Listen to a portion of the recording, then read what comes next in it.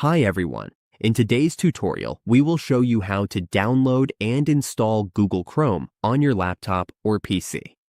Google Chrome is one of the fastest and most popular web browsers, and setting it up is really simple. Let's go through it step by step. First, open your browser and search for Google Chrome Download.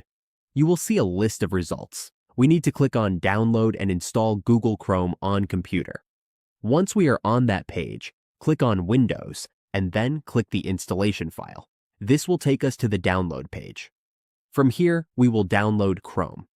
Just click Download Chrome and choose where you want to save the file. As you can see, the file is now downloading. Let's wait for it to finish.